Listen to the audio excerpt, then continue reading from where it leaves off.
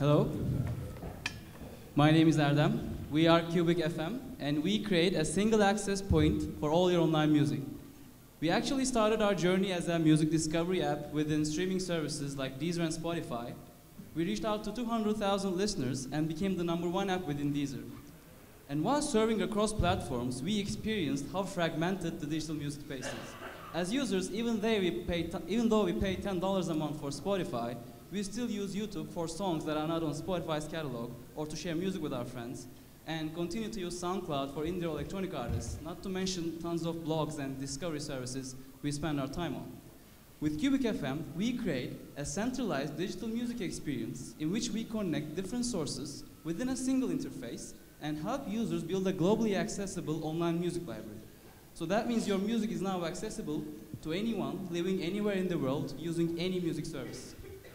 So as you log into our product, you can connect your music services like Spotify, Deezer, YouTube, or SoundCloud, and we'll automatically import all your library. That includes your playlists, the tracks you liked, the artists you liked, anything. And we'll match your data all across these services.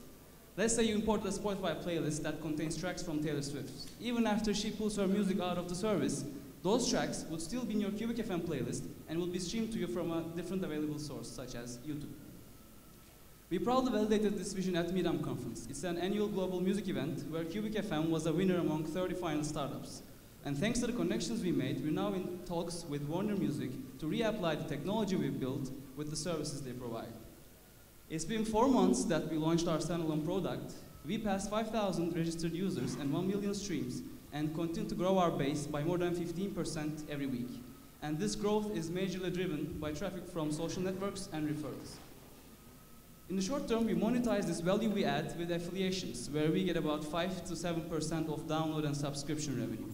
And in the long term, we want to monetize the Cubic FM API and the platform, where we help developers and companies build music services from a single place that will work all across platforms, targeting the $18 billion digital music market with 30% of transactions. We're a team of 4 working together for the last 3 years, and Cubic FM is our second startup on music. We are music enthusiasts and amateur producers ourselves. We believe that streaming will change and shape the future of business models in digital music.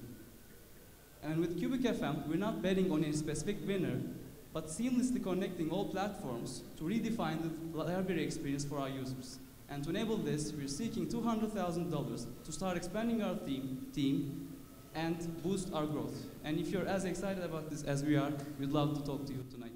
Thank you.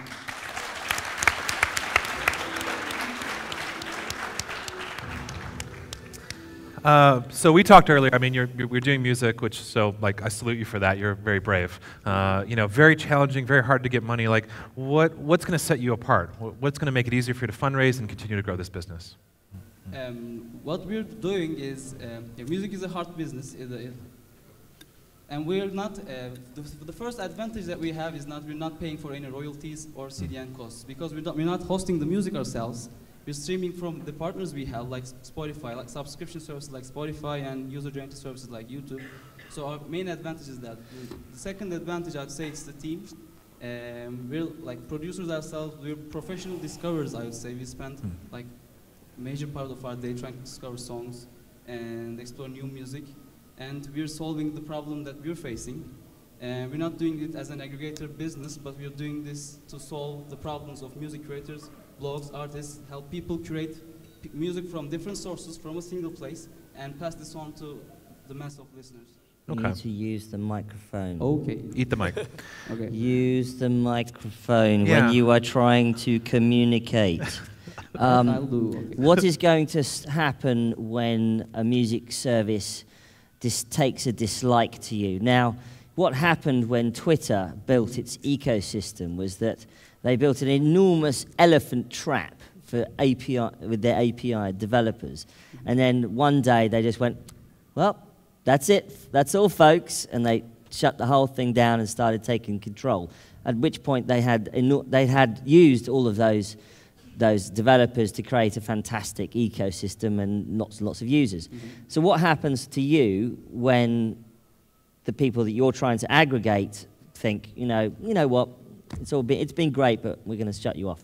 Well, Actually, our primary concern is to not let that happen in the first Yeah, but place. what happens when they do? Yeah, you don't have control over that.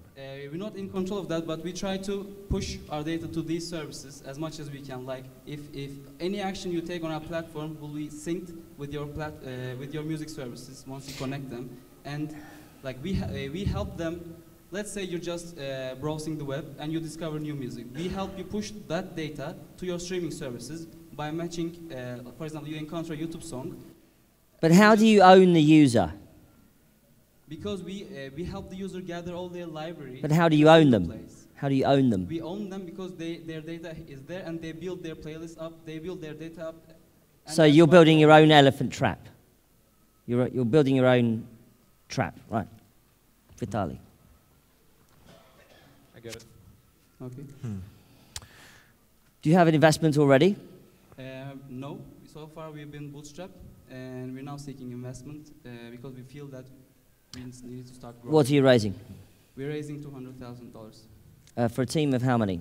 We're currently a team of 4. It will be one more resource for mobile, and we'll mainly spend the money on the team. Well, I don't know about you guys, but I really like this. I think this is one of the few companies that I've seen over the last couple of days that actually has a potentially scalable, globally scalable technology play, a real platform. I think it's a real platform. And that's one thing that I look for when I'm writing about companies is platform plays, is companies that really think about a global platform opportunity. So well done. Thank you.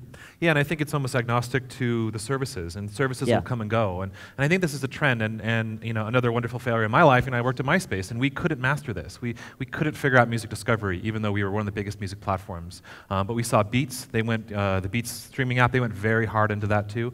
Like one general feedback, we're almost out of time, but general feedback too, like, yeah, I would love to better understand the solution. I mean, you had one slide and there was kind of a lot going on, and I wonder if you need to maybe talk about a persona, where it's like, this is Jane, this is what she does with us, here's what she built. Because I've seen the pitch twice, I only kind of know what you're doing because we talked, and you know, we're doing some Q&A, so it's missing in the presentation. Yeah, I totally agree, Sean, and you need to bring everybody here, and the judges, if you do this again, and I'm sure you will, you need to take people through the user journey experience.